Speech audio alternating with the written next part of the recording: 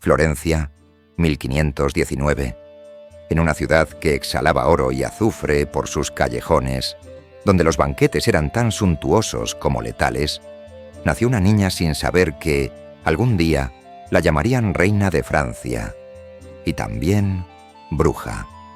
Catherine de Médici, hija de Lorenzo de Médici y Madeleine de la Tour d'Auvergne, no era una recién llegada a las intrigas del poder. Corría sangre pesada en sus venas, mezcla de banqueros despiadados, duques ambiciosos y pontífices con olor a incienso y veneno. Los Médici no solo eran mecenas de los grandes artistas renacentistas, sino maestros en el arte de disfrazar una daga con una sonrisa. El nombre de su familia inspiraba respeto, pero también temor. Eran capaces de construir catedrales o envenenar obispos. La infancia de Catherine transcurrió en un terreno que oscilaba entre lo sagrado y lo maldito. A los pocos días de nacer, su madre murió. Su padre la siguió poco después. Huérfana, sí, pero no indefensa. El Papa Clemente VII, su tío, la adoptó como instrumento, no como sobrina, sino como pieza estratégica, una ficha útil en el tablero internacional.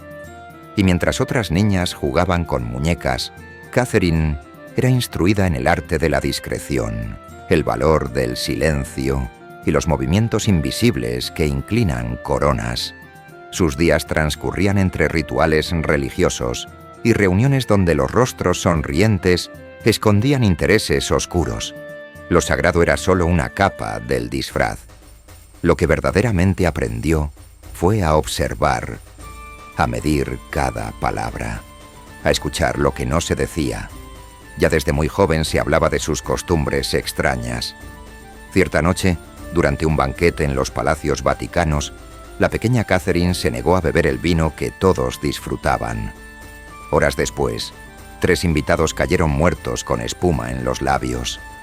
Nadie dijo una palabra, pero los murmullos sobre su instinto corrieron como pólvora. ¿Fue coincidencia? ¿O había heredado ya las sospechosas dotes de su familia? Desde entonces, la rodeó una niebla de misterio. Se decía que leía antiguos manuscritos médicos, que coleccionaba hierbas con efectos narcóticos y que sus sirvientas juraban verla rezar en idiomas que ya no se hablaban. A los 9 años ya entendía el valor del miedo como herramienta. Cuando el ejército imperial del Sacro Imperio atacó Roma en 1527, Catherine apenas tenía 8 años. Fue tomada como rehén por las tropas enemigas. No una ni dos, sino varias veces. Fue paseada por las calles como un trofeo viviente, encerrada en conventos donde las monjas rezaban y espiaban al mismo tiempo. Sobrevivió al asedio, al hambre, al frío y a los intentos de utilizarla como moneda de cambio. Cada día que pasaba no la hacía más frágil, sino más aguda. Aprendió que la religión podía ser un disfraz tan eficaz como una armadura, y que el sufrimiento no solo endurece, afila. Catherine, todavía una niña, ya no era una víctima, sino una espectadora silenciosa del horror. Y desde el silencio planificaba. Y fue esa astucia la que la mantuvo viva cuando muchos esperaban verla desaparecer. Porque para los Médici, la supervivencia era una forma de arte. Catherine no heredó un trono, heredó una lección. En el juego del poder, la debilidad es una ilusión que los más hábiles pueden fingir hasta el momento exacto en que todos bajan la guardia. A los 14 años, Catherine fue enviada a Francia como parte de una maniobra cuidadosamente orquestada por su tío, el Papa Clemente VII. Su destino: convertirse en esposa del príncipe Enrique, hijo de Francisco I de Francia. Aquella unión no fue un cuento de hadas, sino una estrategia diplomática de supervivencia. A ojos de la corte francesa, Catherine era una extranjera sin atractivo, sin riqueza y sin un apellido que despertara entusiasmo. Su linaje, aunque ilustre en Italia, era observado con desdén por los nobles franceses, quienes la veían más como un experimento político que como futura reina. Durante la ceremonia nupcial, Catherine era una figura decorativa. Su vestido era impecable, su rostro imperturbable. Pero ya desde ese instante se supo relegada. En los años siguientes, su posición fue poco más que ornamental. Enrique, su esposo, no disimuló nunca su preferencia por otra mujer. Diane de Poitiers, 20 años mayor que él, culta, ambiciosa, influyente y cruel. Diane ocupaba el centro de la corte. Se sentaba a la derecha del rey en los banquetes y decidía incluso qué joyas podía llevar Catherine. Era una humillación pública, constante, como una espina bajo la piel que no deja de doler. Los primeros 10 años de su matrimonio fueron una humillación sostenida. Catherine no daba hijos, y eso, en una corte obsesionada con la sucesión, equivalía a una sentencia de inutilidad. Se barajó la idea de anular el matrimonio, de enviarla de regreso a Italia. Pero Catherine no era una pieza descartable. En el silencio de sus habitaciones, comenzó a tejer su venganza con la paciencia de una araña. Se rodeó de médicos, hierberos, curanderos y, según algunas crónicas, también de figuras más sombrías. Todo indicaba que se estaba preparando, pero nadie sabía para qué. Fue entonces cuando los rumores empezaron a multiplicarse. Se decía que bebía extractos de testículos de ciervo mezclados con sangre de murciélago, que dormía con amuletos extraídos de tumbas infantiles y que había encargado a un alquimista una pócima elaborada con mercurio y oro molido. Era difícil separar mito de realidad, pero algo cambió. Tras 10 años de infertilidad, Catherine empezó a concebir. En total tuvo 10 hijos, aunque no todos sobrevivieron. El milagro, o la brujería, había surtido efecto, y en cada nacimiento la corte se veía obligada a tragar su desprecio. Y sin embargo, su victoria no fue pública. Incluso como madre de herederos, Catherine no era amada. Diane de Poitiers seguía siendo la favorita del rey. Y ella, una presencia gris, una sombra al fondo de la corte. Pero allí, en esa penumbra, comenzó a fortalecerse. Su conocimiento de la corte francesa se volvió enciclopédico. Observaba todo, los gestos mínimos, los cambios de tono, las miradas que se cruzaban con intención. Sabía quién debía dinero, quién odiaba a quién se acostaba con quién. Y con esa información tejía su telaraña. Lo que pocos comprendieron en esos primeros años fue la soledad abismal que envolvía a Catherine. No se trataba solo de ser ignorada por su esposo, sino de una corte entera que la observaba como si fuera una anomalía. Las damas murmuraban que era estéril, porque su sangre era impura. Los cortesanos la reducían a un rumor de pasillos. Incluso su aspecto físico era objeto de burla. Su baja estatura, sus ojos prominentes, sus ropajes oscuros. Pero el dolor, lejos de quebrarla, la templó. Catherine aprendió así a moverse entre cuchillos con una sonrisa que apenas se movía. La figura de Diane de Poitiers, esplendorosa y controladora, era como un espejo invertido para Catherine. Lo que una tenía en poder inmediato, la otra lo forjaba en sombra.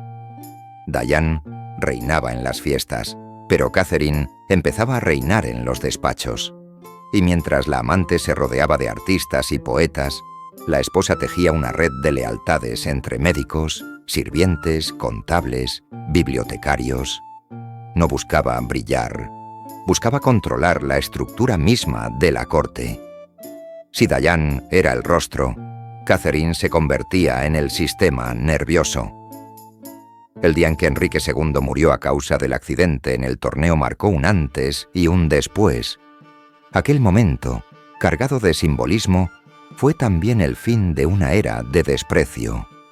Diane, la omnipresente, fue expulsada del palacio. Sus joyas, sus propiedades, su influencia, todo pasó a manos de Catherine. Pero no hubo venganzas teatrales ni alardes crueles. Fue una destitución limpia, quirúrgica, como solo alguien que ha esperado décadas sabe ejecutar. y al tomar posesión de todo lo que antes había estado vedado, Catherine no celebró, solo se sentó y empezó a gobernar. Lo que nadie entendía era cómo esa mujer, que había pasado más de 10 años en la periferia del poder, estaba tan preparada. Pero eso es lo que ocurre con quienes han observado en silencio durante demasiado tiempo. Lo ven todo y lo recuerdan todo. Catherine no necesitaba anunciarse. Su autoridad no nacía del trono, sino del conocimiento. Y ahora, con su hijo Francisco II en el trono y ella como regente, comenzaba una nueva etapa. Una etapa donde la astucia se convirtió en ley. Donde la reina sin voz, finalmente, dictaba las reglas. Y así, la que una vez fue llamada la italiana insignificante, se transformó en el centro de gravedad de la política francesa. No por carisma, no por belleza, sino por su capacidad de resistir y después dominar. Porque para Catherine, el poder no era un destino, era una construcción, piedra sobre piedra, silencio tras silencio, hasta que un día la sombra se convierte en castillo. Y todos los que alguna vez la ignoraron descubren que llevan años viviendo en él. Con la corona asegurada para sus hijos y la autoridad absoluta como regente, Catherine de Médici se permitió algo que durante años solo había susurrado a sus propios pensamientos: rodearse de aquellos que le ofrecieran respuestas más allá de la razón. Fue entonces cuando los pasillos del poder empezaron a llenarse de figuras que jamás habrían sido bienvenidas en otra corte europea. Astrólogos, alquimistas, médicos renegados, místicos del norte de África, brujas de los Pirineos, todos fueron convocados, protegidos y escuchados por una reina que no distinguía entre ciencia, superstición y estrategia. Porque para Catherine, la verdad no residía en la pureza de las fuentes, sino en su eficacia. Entre esos nombres, uno destaca con una claridad legendaria: Michel de Nostredame, mejor conocido como Nostradamus. Catherine lo invitó personalmente a la corte y lo convirtió en su confidente esotérico. Consultaba con él no solo decisiones personales, sino también estrategias militares y alianzas políticas.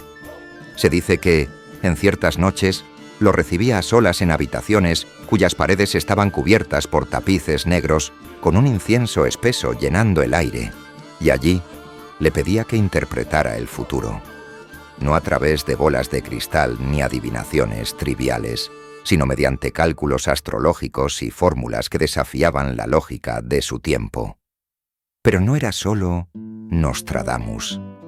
Catherine, inquieta por naturaleza, mantenía un gabinete secreto, una sala inaccesible para la mayoría, donde almacenaba objetos imposibles, espejos de obsidiana provenientes de Oriente, cráneos con inscripciones alquímicas, dagas ceremoniales de plata pura, frascos con líquidos iridiscentes cuya fórmula nunca fue descifrada. Muchos juraban que ese cuarto estaba vivo, que emitía sonidos cuando nadie lo ocupaba, que los objetos allí dentro parecían cambiar de lugar por sí mismos. Era su santuario y también su fortaleza. Y entonces aparece uno de los rumores más siniestros de su biografía: Catherine y el veneno. La historia del aqua tofana, un líquido mortal sin sabor ni olor, recorre los rincones de los archivos más antiguos de la corte. Según ciertos registros, ella poseía frascos de esta sustancia, la misma utilizada por viudas nobles italianas para deshacerse de maridos indeseados. En su caso, no se trataba de celos, sino de política. Era una herramienta de equilibrio, una fórmula de corrección cuando la diplomacia fallaba y el acero era demasiado burdo. No obstante, no era su capacidad para matar lo que más temían, sino su capacidad para prever, porque Catherine parecía siempre un paso adelante. Antes de que un escándalo estallara, ya tenía a los culpables bajo vigilancia. Antes de que un noble traicionara, ya conocía el nombre de su amante, la cantidad de su deuda y los enemigos que lo rodeaban. Era como si jugara en un tablero donde todos veían en 2 dimensiones y ella lo hiciera en 3. Muchos empezaron a llamarla bruja. Algunos por miedo, otros por envidia, pero todos con respeto. Muchos se preguntaban cómo era posible que una reina católica, regente de Francia en tiempos de dogmas férreos y santos inquisidores, diera cabida a semejante corte de los milagros.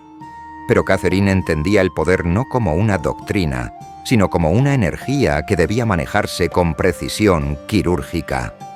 La Iglesia bendecía con sus ritos, pero la corte obedecía al miedo, y nada producía más temor que lo desconocido.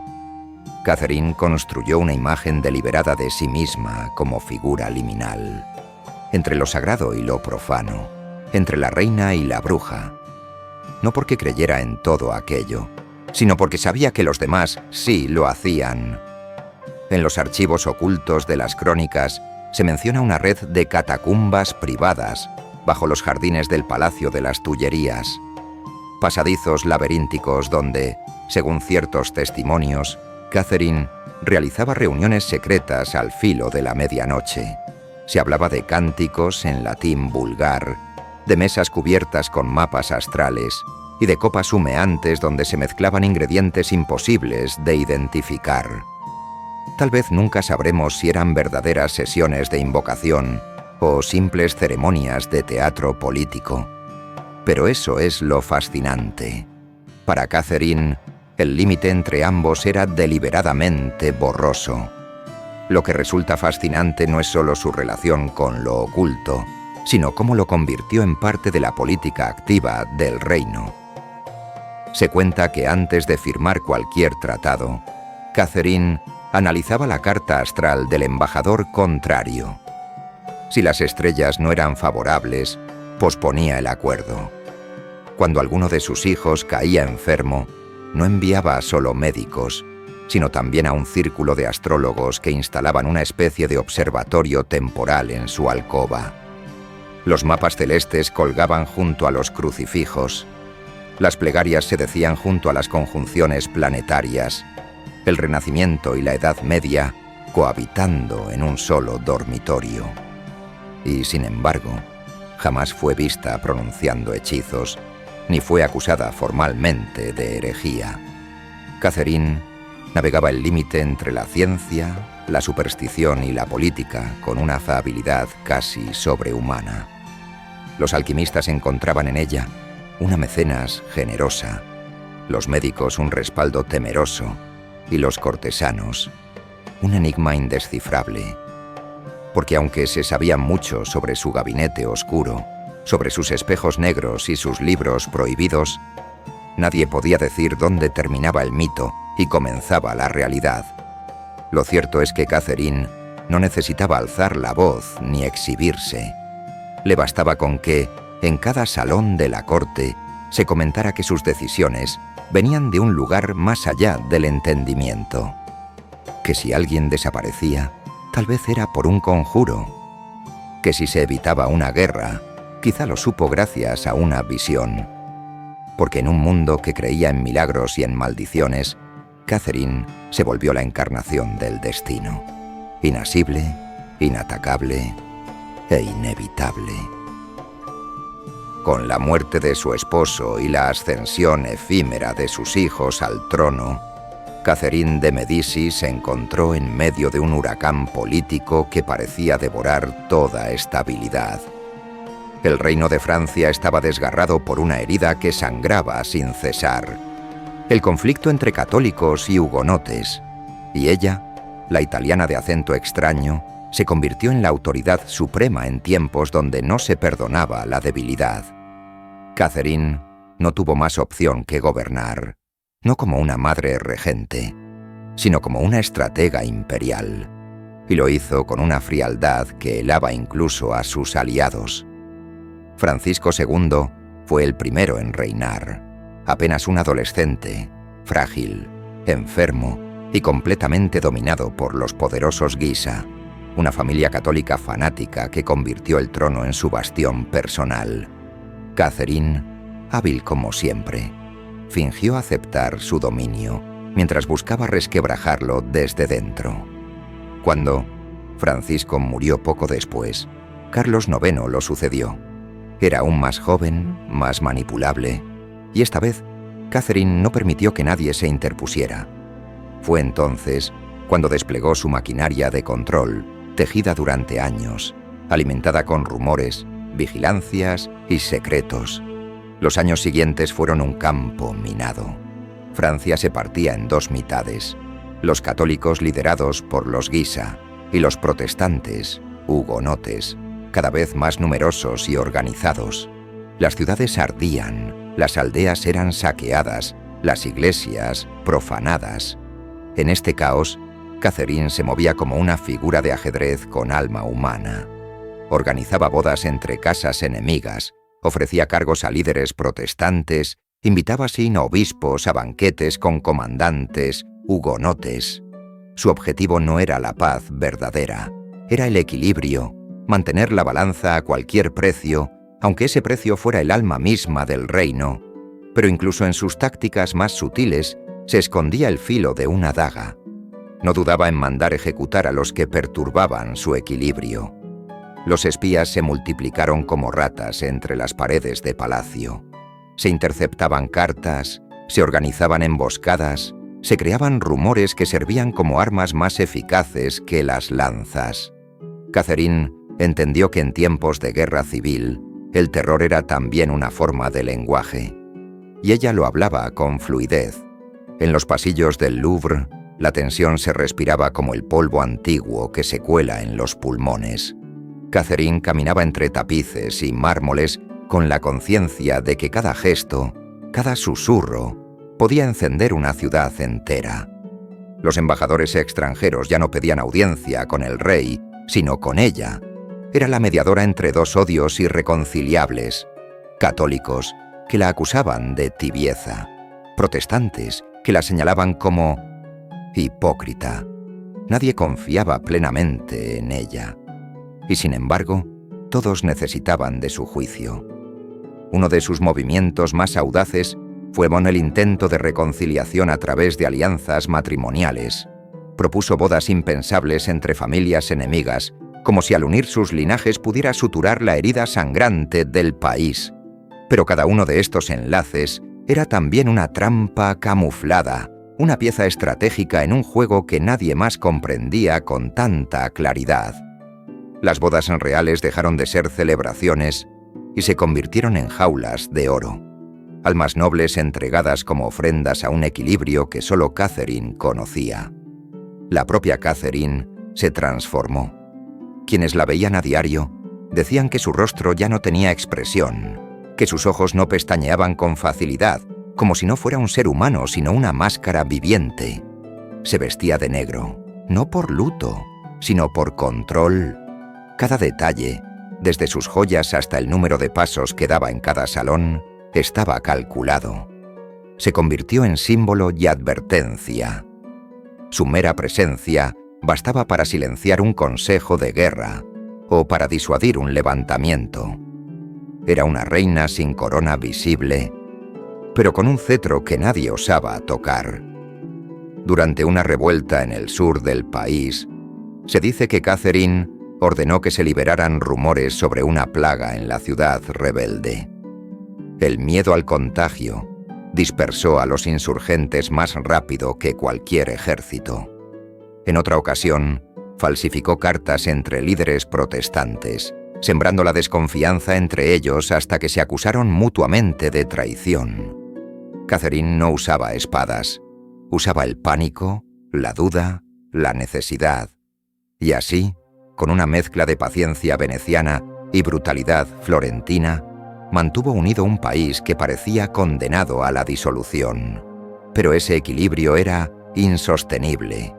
El odio acumulado crecía como una presión subterránea, esperando un punto de ruptura. Catherine lo sabía. Podía leerlo en los rostros, en los silencios, en los sueños. Sabía que el momento más difícil aún no había llegado, que el verdadero juicio no sería ante la historia, ni ante Dios, sino en aquella noche futura donde las calles no distinguirían bandos, solo sangre. El 18 de agosto de 1572, París fue testigo de un matrimonio que se pretendía símbolo de reconciliación. Margarita de Valois, hija de Catherine, se unía en nupcias con Enrique de Navarra, líder protestante y futuro Enrique IV. Era la culminación de una estrategia diplomática osada, diseñada por Catherine para contener las guerras religiosas que consumían al reino. Las calles se engalanaron, la nobleza entera acudió a la capital, los banquetes desbordaron vino y promesas de paz. Pero en el rostro de Catherine no había celebración, había cálculo. Durante días, los líderes protestantes más influyentes convivieron con la corte católica. Se sentaban en los mismos salones, compartían cacerías, levantaban copas en los mismos brindis. Fue una danza de máscaras, donde cada sonrisa podía esconder un puñal. Catherine, como siempre, observaba. Tomaba nota. Escuchaba lo que no se decía. Y en la noche del 23 de agosto, tras una reunión a puertas cerradas en el Louvre, las campanas de la iglesia de Saint-Germain-l'Auxerrois rompieron el silencio. Era la señal. Lo que siguió fue una carnicería sin precedentes. La matanza de San Bartolomé comenzó con el asesinato de Gaspard de Coligny, líder hugonote y aliado de Enrique de Navarra. Después, las puertas se abrieron y la ciudad se convirtió en un infierno. Hombres armados recorrieron las calles con listas de nombres. Nadie fue perdonado. Protestantes fueron sacados de sus camas y degollados frente a sus familias. Mujeres y niños fueron lanzados al Sena. Los cadáveres colgaban de los balcones. El aire olía a sudor, orina y miedo. Se ha debatido hasta el cansancio el grado de implicación de Catherine. Algunos defienden que fue una decisión precipitada, nacida del miedo a una insurrección hugonota. Otros afirman, con base en cartas y testimonios, que la masacre fue planeada con precisión milimétrica desde semanas antes. Lo cierto es que nada de esa magnitud habría ocurrido sin su conocimiento. Y muchos juraban haberla visto esa noche en una ventana del Louvre, inmóvil, como una estatua, mirando la sangre correr por las calles sin mover un solo músculo. En los días siguientes, la violencia se expandió a otras ciudades: Lyon, Toulouse, Bourges. Las matanzas se multiplicaron. Se estima que más de 10.000 protestantes fueron asesinados en toda Francia. Fue una purga, un mensaje, un trauma colectivo que marcó una generación entera. Y aunque el rey Carlos IX intentó justificar los hechos como una respuesta necesaria, su rostro enfermizo y sus ataques de culpa delataron la verdad. El peso de la sangre había sido demasiado. La sombra de su madre lo rodeaba, incluso en sus pesadillas. Pero Catherine no titubeó. En público, mantuvo el rostro sereno, el tono firme, la lógica implacable. Había que sofocar la rebelión antes de que estallara, decía. Y con eso selló uno de los capítulos más oscuros de la historia francesa. No solo por la magnitud de la violencia, sino porque fue fría, metódica, planificada por una mente que había aprendido que, a veces, el orden solo puede surgir del horror. Los gritos no se acallaron al amanecer. El terror se volvió rutina durante varios días. Las calles de París olían a hierro y podredumbre. En los patios traseros se cavaban fosas comunes a toda prisa. Las aguas del Sena se tiñeron de rojo y arrastraban cuerpos entre barcas de pescadores horrorizados. Muchos ciudadanos comunes, que jamás habían empuñado una espada, participaron del baño de sangre como si algo ancestral se hubiera liberado en ellos. Fue como si el odio acumulado durante décadas encontrara, por fin, una válvula de escape. En el interior del Louvre, la tensión no era menor. Enrique de Navarra, esposo de Margarita, fue apresado y obligado a convertirse al catolicismo para salvar la vida. Lo hizo, aunque muchos sabían que era una conversión forzada. Catherine no lo subestimó. Lo vigilaba, lo mantenía a distancia, sabiendo que aquel joven, inteligente y astuto, podría ser algún día un enemigo formidable. Pero en ese momento, lo que le importaba era enviar un mensaje al reino y a toda Europa. En Francia, el trono no se desafía. La matanza no solo eliminó a miles de protestantes, también destruyó cualquier ilusión de convivencia religiosa. Las relaciones entre católicos y hugonotes quedaron quebradas de forma irreversible. En los campos comenzaron nuevas guerras. Los niños crecieron sabiendo que su vecino podía ser su verdugo. El odio dejó de ser político y se volvió hereditario. Y Catherine, lejos de desaparecer en la sombra, continuó gobernando. No pidió perdón, no mostró remordimiento. Solo siguió adelante, como si cada nueva muerte la fortaleciera más. Se dice que en los meses posteriores a la masacre, comenzó a frecuentar una pequeña sala apartada en el palacio. Allí se encerraba sola durante horas. Algunos creían que era para rezar, otros que para consultar sus visiones. Pero uno de sus criados afirmaría años más tarde que, al espiar por una rendija, la vio parada frente a un espejo de obsidiana, cubierta de negro, en silencio absoluto, como si contemplara no su reflejo, sino las almas de los muertos. Y es que lo más aterrador de aquella noche no fue la sangre, ni los gritos, ni los cuerpos. Fue la certeza de que todo había ocurrido con una lógica precisa, con una intención trazada. No fue un estallido de ira, fue una decisión política ejecutada con precisión quirúrgica. Y en el centro de esa decisión estaba ella, Catherine de Medici, la madre, la regente, la estratega. Y desde ese día, también la autora de una matanza que ni el tiempo ha podido borrar. Si hubo un objeto que obsesionó a Catherine hasta el final de sus días, fue aquel espejo de obsidiana negra, traído desde tierras lejanas por un alquimista que había viajado por Persia, Egipto y el Imperio Otomano. No era un simple artefacto decorativo. Se decía que en su superficie oscura, Catherine no veía su reflejo, sino imágenes distorsionadas del porvenir, voces que susurraban en silencio, ecos de futuros que aún no habían sucedido. Aquel espejo, guardado en una cámara donde no entraba la luz del sol, se convirtió en su oráculo personal. Los sirvientes sabían que nadie debía tocarlo. Quienes lo intentaron decían sentir un frío inhumano en la yema de los dedos, una sensación de vacío que les duraba días. Pero Catherine lo utilizaba con regularidad. Se sentaba frente a él durante horas, sin moverse, sin hablar, como si su alma se conectara con algo más allá de la carne. Algunos creían que allí consultaba el destino de sus hijos.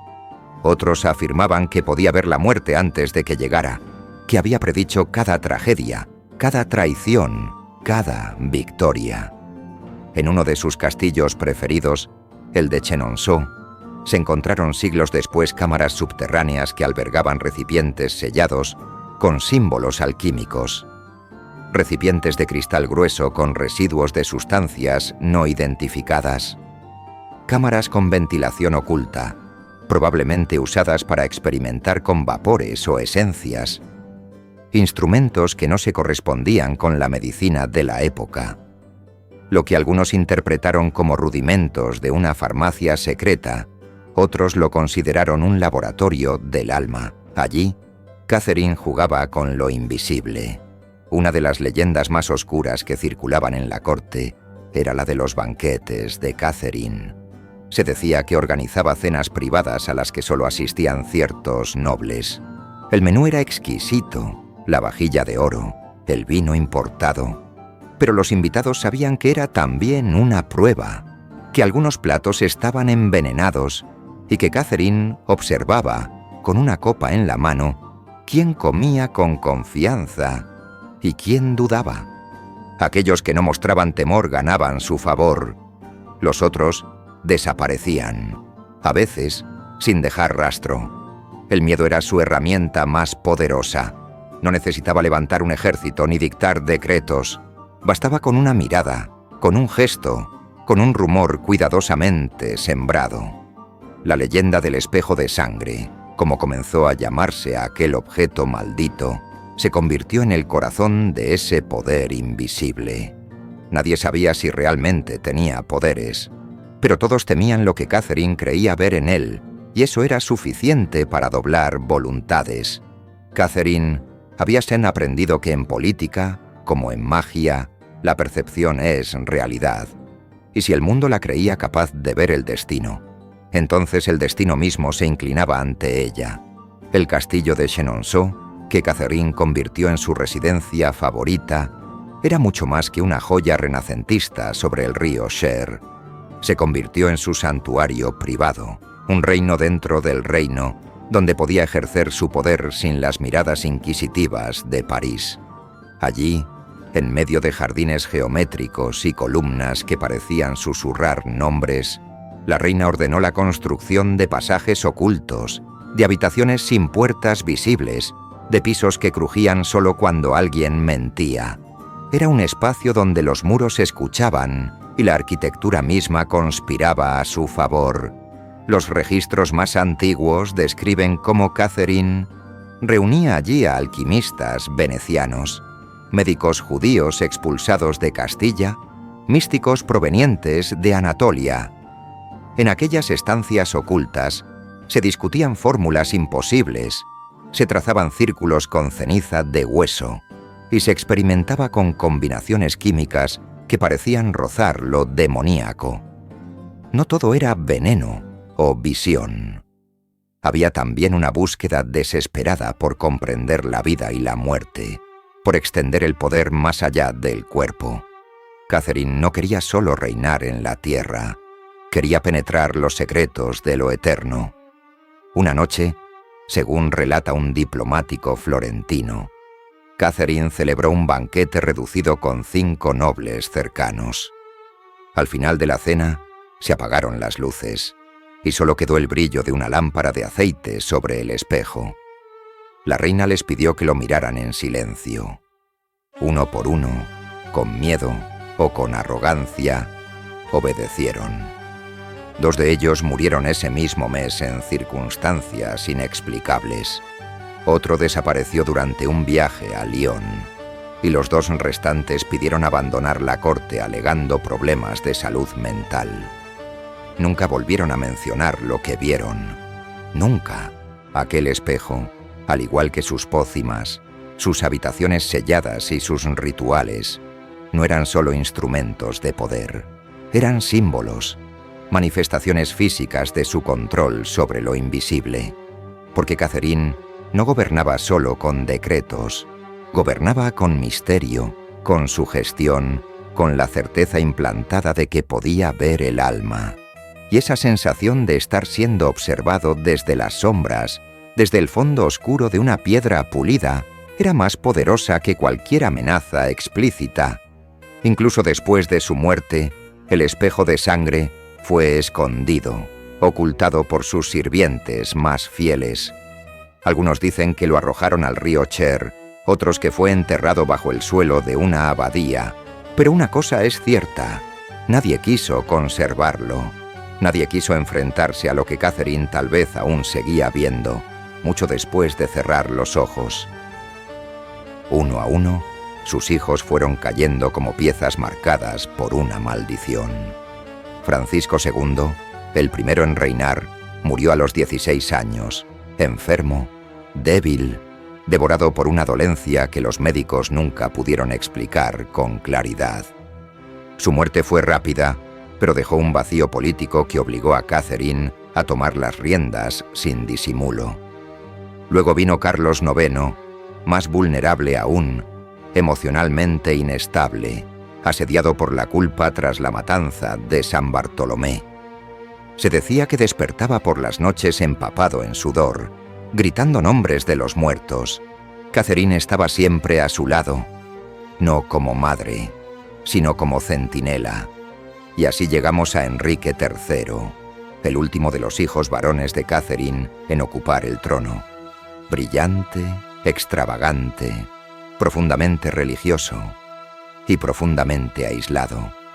Su reinado fue una sucesión de enfrentamientos con la Liga Católica, de sospechas, traiciones y asesinatos. Su madre fue su consejera constante, su escudo y, en ocasiones, su sombra. Pero ni siquiera ella pudo salvarlo de su destino. Enrique fue asesinado en 1589 por un fanático, apuñalado en una celda mientras se preparaba para una campaña que jamás comenzaría. Con su muerte, la dinastía Valois llegó a su fin. Catherine había visto morir a 3 hijos reyes, uno tras otro. Otros hijos suyos, como el duque de Alençon, murieron jóvenes o quedaron atrapados en escándalos y fracasos. La mayoría de los miembros de su linaje encontró un final trágico, como si la historia misma se vengara de sus actos. Para muchos, no fue casualidad. Era el precio del pacto. Catherine, decían, había vendido su alma para asegurar el poder de sus hijos. Y los dioses, o el demonio, habían venido a cobrar. Su propia muerte fue lenta, dolorosa. Algunos dicen que fue envenenada por un sirviente protestante. Otros, que murió de una úlcera putrefacta que le consumió el estómago durante semanas. No hubo redención. No hubo confesión. Hasta el final, mantuvo el control, el silencio, el cálculo. Y cuando cerró los ojos por última vez, en una pequeña sala del castillo de Blois, el aire se tornó espeso, denso, como si algo más que un cuerpo hubiera abandonado el mundo. No era solo la muerte lo que los perseguía, sino la decadencia. Cada uno de sus hijos mostró, con el paso del tiempo, signos de descomposición interna, no tanto física, sino moral. Francisco, educado en el miedo, nunca aprendió a tomar decisiones. Carlos, devorado por el remordimiento, hablaba en susurros con fantasmas y lloraba sin razón. Enrique III se refugiaba en la religión con una devoción que rozaba la histeria, organizando procesiones nocturnas en las que él mismo, vestido con hábitos blancos, se flagelaba ante imágenes de santos. Catherine los observaba, uno a uno, deshacerse en el vacío que el poder no puede llenar. En sus últimos años, Catherine asistía a funerales como quien asiste a una repetición inevitable. Ya no lloraba, ya no pronunciaba discursos, solo se quedaba de pie, con la cabeza levemente inclinada, como si escuchara una música que el resto del mundo no podía oír. Veía desfilar ataúdes como quien contempla la caída de un imperio desde su torre más alta. Sabía que cada muerte era un ladrillo menos en la muralla que había construido con décadas de sacrificios, venenos y silencios. Hay testimonios que aseguran que hacia el final, cuando apenas podía caminar, Catherine pasaba horas escribiendo. No cartas, no decretos, sino líneas que nadie pudo descifrar. Manuscritos repletos de símbolos, fragmentos en latín, hebreo y toscano antiguo. Algunos creyeron que eran oraciones, otros conjuros, pero nadie se atrevió a quemarlos. Permanecieron escondidos entre las paredes del castillo, como un eco de su pensamiento más íntimo, como si incluso su despedida necesitara ser un enigma. Cuando su cadáver fue trasladado, el féretro se cubrió con una tela oscura sin escudos. No hubo procesiones grandiosas. La corte, agotada, apenas murmuraba su nombre. Y sin embargo, los caminos se llenaron de campesinos que cruzaban los dedos al verla pasar. Algunos escupían al suelo, otros cerraban los ojos. Nadie permanecía indiferente, porque el cuerpo que iba en ese ataúd no era solo el de una reina, era el de una leyenda, un temor encarnado, una era que moría sin pedir permiso. Y aún siglos después, cuando los libros la describen, cuando el teatro la reinventa, cuando los retratos intentan fijar su gesto, Catherine escapa. no pertenece del todo al pasado, porque aún vive como símbolo. Y todo símbolo poderoso nunca muere. Catherine de Medici no desapareció con su muerte. Al contrario, empezó a multiplicarse, en libros, en leyendas, en susurros. Cada generación encontró en ella una figura distinta. Para unos, fue la bruja por excelencia, la mujer que movía los hilos con sangre y hechizos. Para otros, fue la regente firme, la estadista que sostuvo un reino cuando todo a su alrededor colapsaba. Su historia se convirtió en un espejo donde cada época proyecta sus temores y sus deseos. La literatura la adoptó como un personaje de tragedia. En La reina Margot, de Alexandre Dumas, es descrita como una figura siniestra, manipuladora, capaz de sacrificar a su propia hija por mantener el equilibrio de poder. En el teatro, en el cine, en las novelas, Catherine aparece una y otra vez, siempre vestida de negro, siempre con una copa en la mano y una mirada que parece atravesar el alma. Se convirtió en arquetipo, la madre oscura, la política implacable, la figura que representa el poder en su forma más desnuda. Su imagen se confunde con la leyenda.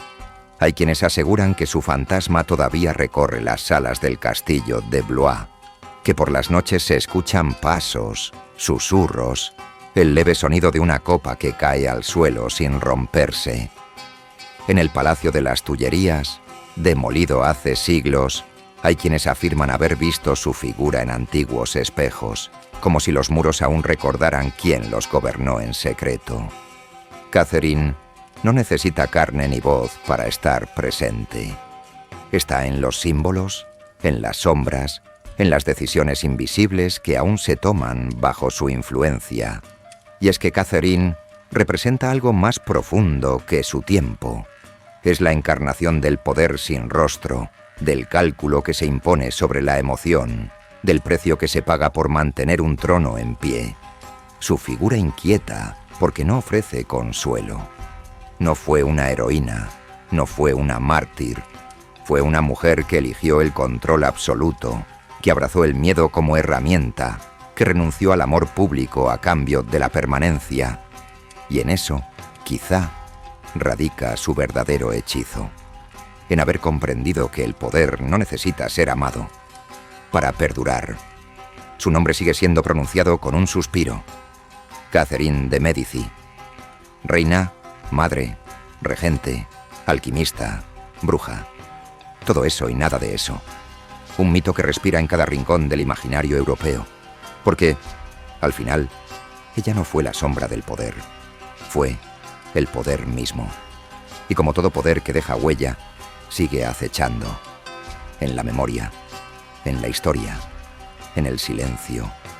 A lo largo de los siglos, reinas y emperadores, diplomáticos y revolucionarios han invocado su nombre en voz baja, como si al hacerlo rozaran una sabiduría peligrosa. Catherine dejó tras de sí algo más duradero que leyes o monumentos. Dejó un modelo. La reina que no necesitó ejércitos porque supo convertir el miedo en moneda. La madre que sacrificó su dulzura para sostener un imperio con uñas afiladas. La alquimista que no buscaba oro, sino obediencia. Incluso los académicos que intentaron rescatar su imagen de la leyenda oscura tropezaron con una paradoja. Cuanto más se estudia su vida, más se amplifica su misterio. Porque Catherine no dejó confesiones, no redactó memorias. Su legado se oculta entre cartas ambiguas, decisiones estratégicas, silencios prolongados. Es una figura imposible de delimitar, un eco, un perfume persistente, una presencia. Y no es casual que en las épocas de mayor convulsión política, su figura reaparezca con fuerza. Cuando el mundo se descompone, Catherine regresa. En series, en novelas, en discursos, en la fascinación que despiertan las mujeres que dominan desde las sombras. No inspira amor, inspira temor, admiración, sospecha y a veces una comprensión incómoda. porque en sus ojos podemos reconocer lo que muchas veces queremos negar, que el poder, cuando es real, no necesita justificarse. Dicen que en los archivos ocultos del Vaticano aún se conserva una carta suya jamás reveladas, dirigida a un alquimista desaparecido, y que en su interior, más que órdenes o confesiones, hay una advertencia, una frase que nadie se atreve a repetir en voz alta. Quizá sea mentira, quizá no, pero eso, precisamente, es lo que mantiene viva su figura. El hecho de que incluso la mentira se doblega ante su mito. Catherine de Medici no fue solo una reina en tiempos oscuros. Fue la oscuridad que aprendió a reinar. Y mientras existan tronos, secretos y ambición, ella seguirá ahí, mirando, esperando, sonriendo tal vez, desde el fondo de algún espejo olvidado.